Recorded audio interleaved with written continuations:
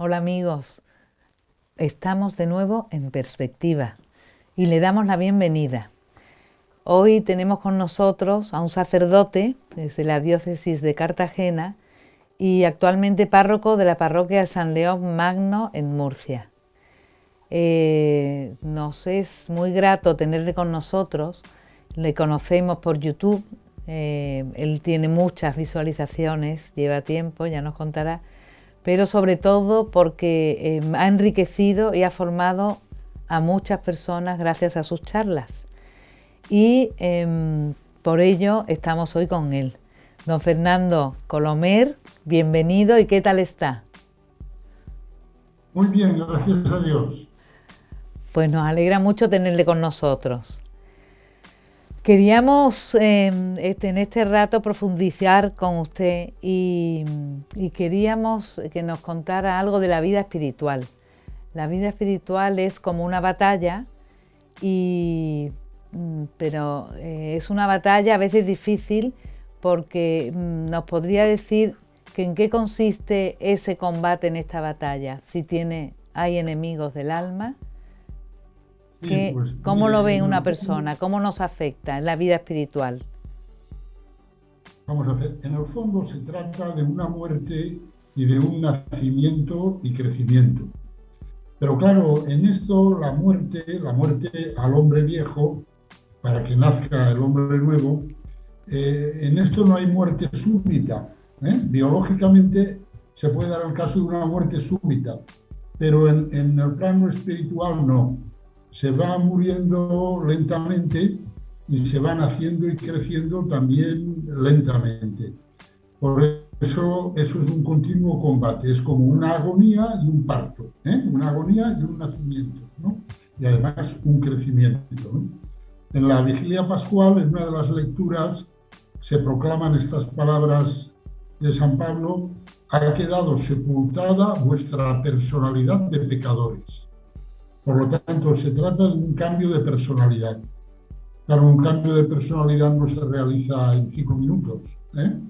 Sino que es un proceso de toda la vida y es un proceso duro, difícil, porque la personalidad que tiene que morir se resiste a morir, ¿eh? Y, en fin, y por eso la vida espiritual pues tiene esa característica de un combate, de una lucha. Todos, bueno, una persona que practica siempre quiere, claro, llegar a ser mejor y a veces quizá parezca, ¿no? que no puedes, ¿no? Que algo te ata pero que no llegas a progresar, ¿no? Como te gustaría, a nacer el hombre nuevo, ¿no? Parece que no avanzamos. ¿Qué hacer para no desesperarnos? ¿Cómo permanecer en esa línea sin cansarnos, sin desanimarnos? Bueno, mire, yo lo primero que creo que hay que hacer es no hacer balances, porque hacer balance me parece que es un poco demasiado pretencioso. Uno tiene que, pues, hacer lo que tenga que hacer y dejarlo todo en manos de Dios, ¿eh? Y bueno, pues y el Señor sabe si progresamos o si no progresamos. Pero querer ver uno si progresa o si no progresa, yo no me fío de mí mismo, en ese análisis. Prefiero dejarlo todo en manos del Señor y Él sabrá. Y al fin y al cabo, la palabra que vale es la suya. El juicio que vale sobre mi vida no es el que dé yo, ni el que dé ningún hombre, es el que da Dios, ¿no? Y en ese sentido, yo soy partidario de no hacer demasiados balances y de no estar diciendo adelanto, no adelanto, adelanto mucho, adelanto poco. Eso el Señor lo sabe y ya está, que usted vea. Muy bien. ¿Cuáles diría usted que son los enemigos del alma? Bueno, los que dice el catecismo, ¿no? El mundo, el demonio y la carne, ¿eh? El mundo que no es el mundo en sentido cósmico, ¿no? Sino en sentido social, ¿no? Humano. Es decir, por mundo entendemos una organización de la vida pues que está centrada la podríamos comparar a una especie de, yo qué sé, de gran fiesta o de desfile de modelos, ¿eh? en el cual pues uno va desfilando y lo que quiere es que le den muchos aplausos, ¿no? Y, o sea, en una palabra, está montado, es una concepción de la vida montada sobre la exaltación del ego, ¿eh? Del ego. Que me alaben, que yo triunfe, que yo resalte, etcétera, que los demás me admiren, dice, eso es el mundo, ¿no? El demonio, que ya sabemos lo que es, ¿no? Un espíritu puro que se rebeló contra Dios y que por odio a Dios busca la desgracia de los hombres, y la carne, que es, la carne yo diría que es la espontaneidad. La espontaneidad es siempre egoísta. La espontaneidad, desde que Adán y Eva pecaron, es egoísta. Y la espontaneidad pues se manifiesta en eso de que yo es que soy así, y como soy así, actúo así, y actúo según mi espontaneidad. Pero eso es siempre egoísta. ¿Mm? Y esos son los tres enemigos. El más difícil en el fondo es la carne, ¿eh? Porque, en fin, porque lo llevamos dentro, ¿no? Lo llevamos incorporado. Al mundo, en cierto modo, uno le puede marcar distancias, ¿no? Y puede establecer ahí, digamos, una cierta distancia con él, pero la carne no, porque la llevamos dentro. Y el demonio, pues el demonio normalmente no viene en persona a tentarnos, sino que se sirve del mundo y de la carne, ¿no? Con eso ya tiene bastante. Hay personas que dicen mucho, es que el demonio me ha tentado. Yo les suelo decir, mire, normalmente no necesitamos que el demonio se tome la molestia de venir a tentarnos. Nosotros solos ya nos liamos solos, ¿eh? Y le digo, el demonio se reserva para casos importantes como el santo cura de Ars, para, en fin, figuras así, ¿no? Pero si no, manejando un poco el mundo y la carne, ya tiene suficiente para hacernos caer. Sí, pues entonces vamos a ver.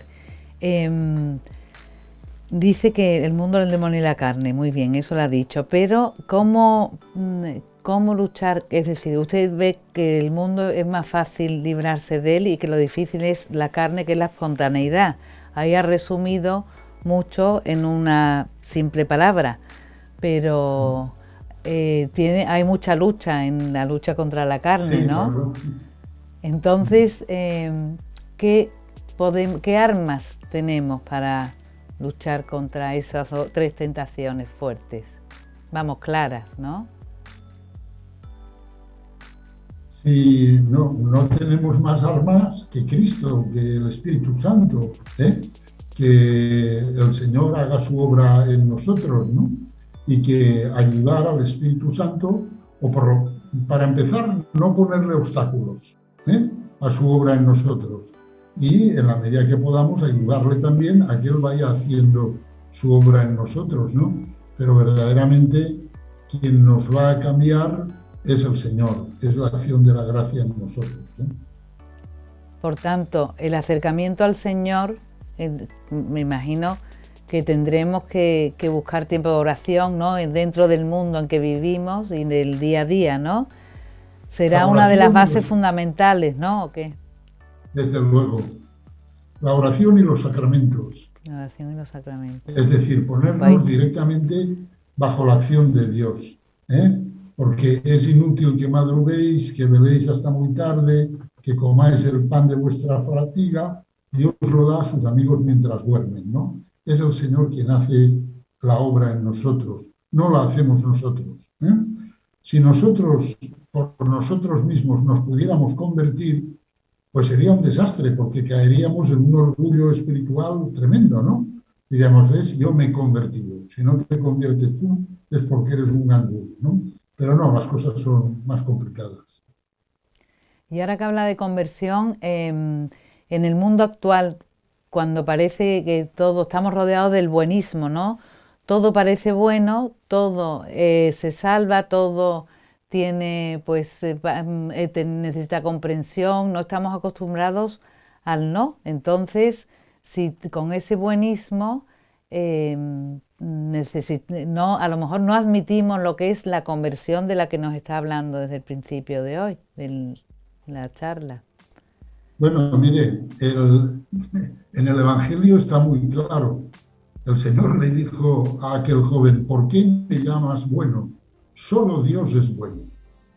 Entonces, que ahora empiecen a decir que todos somos buenos, pues bueno, esto cristianamente hablando es un chiste, ¿eh? Un chiste y además, digamos, malo. Es decir, no, el único que es bueno de verdad es Dios, ¿eh? Y la conversión se descubre en la medida en que uno se relaciona con Dios. En la medida en que uno se relaciona con Dios, se da cuenta de lo muy lejos que está de Él, de la cantidad de cosas que hay en uno mismo que se oponen a la presencia y a la acción de Dios, y entonces pues dice, me tengo que convertir, tengo que cambiar. Pero si uno en vez de relacionarse con Dios, pues se relaciona con el vecino o se relaciona con la sociedad, pues no descubre ninguna necesidad de conversión. Lo que descubre es que los otros se tienen que convertir, los demás, pero no él mismo. Claro que es parte, entraríamos en la espontaneidad, lo rápido que es machacar al otro y ver el mal en el otro, ¿no? Y Sí. me gustaría que me dijera la diferencia entre tentación y prueba, porque las dos son difíciles, pero ¿qué matiz diferencial tienen? Bueno, pues la tentación es una invitación a pecar, digamos, ¿eh? Y la prueba, o las pruebas son situaciones duras que la vida nos presenta, ¿no? En las que la vida nos coloca, y como en toda situación dura, en toda situación de sufrimiento, pues digamos, es un terreno propicio para que surjan tentaciones, ¿eh? Para que surjan tentaciones. Por ejemplo, la más típica a lo mejor es, si Dios te quisiera, no permitiría que esto que te está pasando te pase, ¿eh? Pues ya tenemos ahí una tentación, ¿eh? Una invitación a sublevarse contra Dios, ¿no? A decir que Dios en el fondo no me ama, porque si me amara no me pasaría eso, ¿no? Entonces, la tentación es propiamente eso, la incitación al pecado, ¿no? Y la prueba son situaciones duras de la vida que, claro, que se prestan a que en ellas surjan muchas tentaciones, ¿no? Y cómo, me imagino, a través de la lucha llegamos a ir purificando nuestra alma, ¿se podría decir eso? Bueno, yo no creo mucho en la lucha, pero bueno, pero sí, entiendo que es una lucha, ¿no? El que purifica nuestra alma es el Espíritu Santo. O sea, yo con mis manos sucias no puedo limpiar mi alma, porque mis manos están sucias, ¿no? El que me tiene que purificar es el Espíritu Santo, ¿no? Y nos va configurando a Cristo, ¿no? Pero es Él quien lo hace. Y entiendo que nosotros lo que podemos hacer es, pues eso, no ponerle obstáculos, por un lado, y por otro lado, pues realizar obras, acciones, adoptar actitudes que vayan en la buena dirección, ¿no? Que vayan en la dirección, pues eso, de lo que el Señor va haciendo en nuestra alma, ¿no? La purificación del alma, en el fondo, es, pues, eh, resituar todas las tendencias de nuestra alma para que busquen a quien deben de buscar, que es a Dios, ¿eh? Cuando fácilmente las tendencias de nuestra alma tienden a fijarse en realidades del mundo, ¿eh? En realidades del mundo, del ambiente, de los demás, etcétera, y todo eso hay que reordenarlo, reestructurarlo, y que en todas las tendencias el primero sea Dios. ¿Mm? El primero a infinita distancia del segundo. Claro. Y entonces, por ejemplo, el sufrimiento podría decirse que purifica, para usted no, ¿no? Entonces, ¿para qué sirve el sufrimiento? Pues depende de cómo se viva. El sufrimiento vivido como una participación en la pasión del Señor, ofrecido por Cristo, con Él y en la unidad del Espíritu Santo, ¿no? Para honor y gloria del Padre del cielo, Claro que purifica y purifica un montón, ¿eh? Porque es una participación en la pasión de Cristo. Ahora, si se vive de otra manera, pues entonces no, eso es evidente, todo depende de cómo se viva. O sea que es muy importante el sentido que le demos, claro, a todo el caminar de nuestra vida espiritual. Es determinante, Es determinante. claro, es Y, determinante. y cómo empujar, es decir, en el mundo que vivimos, que parece tan a contracorriente de nuestra fe, cómo poder hacer para ir caminando. Sí, es una opción, pero hay gente que lo tiene claro y hay gente que no tan claro. Entonces hay veces que no se ve claro el buscar ese tiempo, el buscar cómo hacer eso contagioso y cómo sembrar esa verdad que pensamos, ¿no? En la que creemos, vamos, que es la importancia de Dios en la vida, en el mundo. Cómo ir eso, sembrando la importancia que tiene el trato con Dios si ahora no está de moda.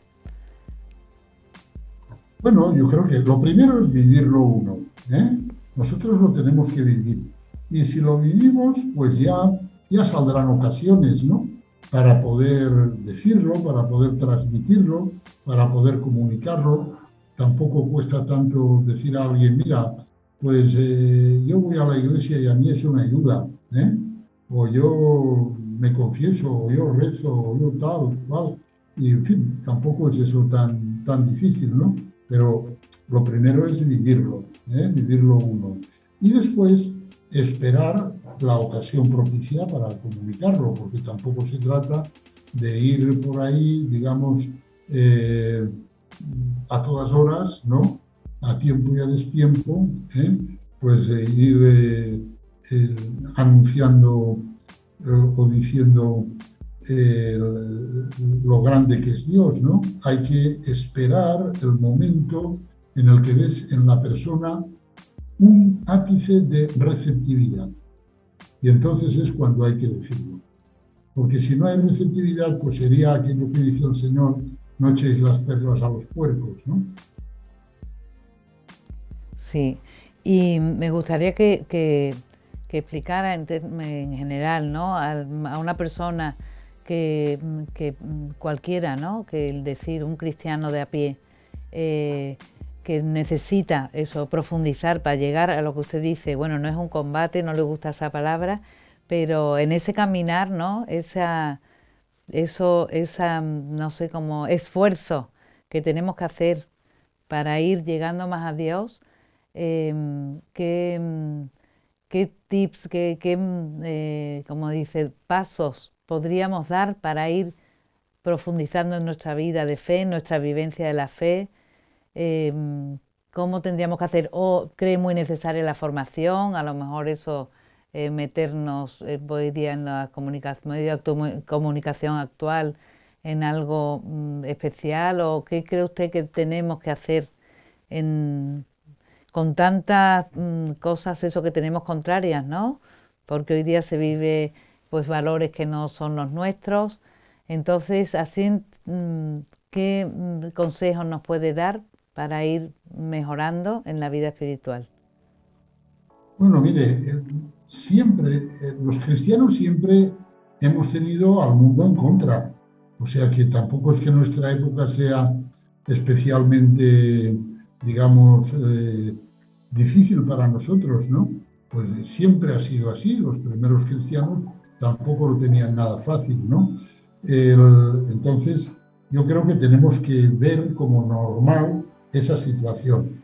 Nosotros en el mundo somos raros, ¿eh? Y creo que eso hay que incorporarlo.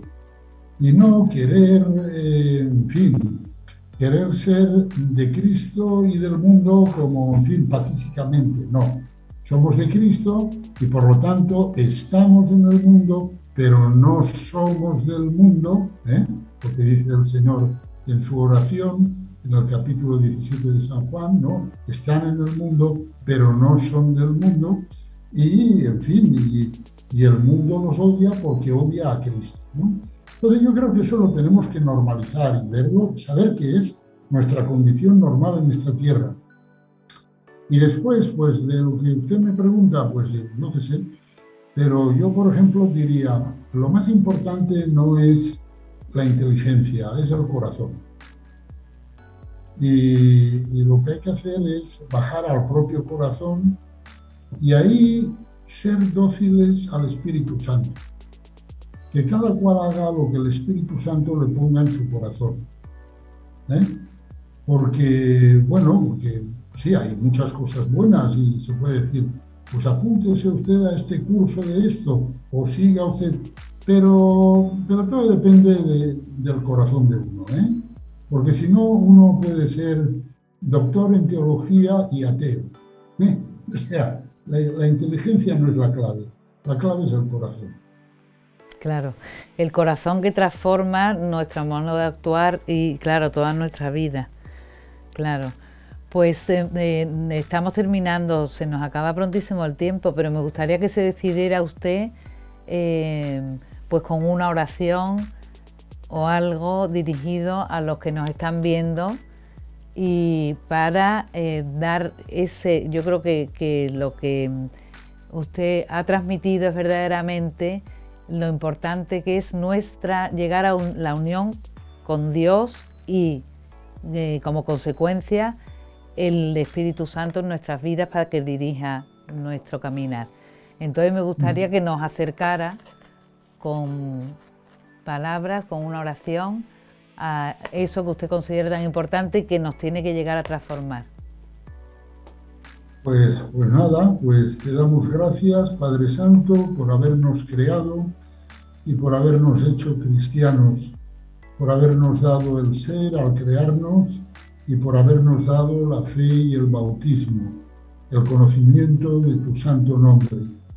Te pedimos que por tu Hijo Jesucristo derrames en nuestros corazones tu Espíritu Santo y que nos concedas un corazón dócil a Él, para que Él haga su obra en nosotros y nosotros seamos cristificados para alabanza de tu gloria.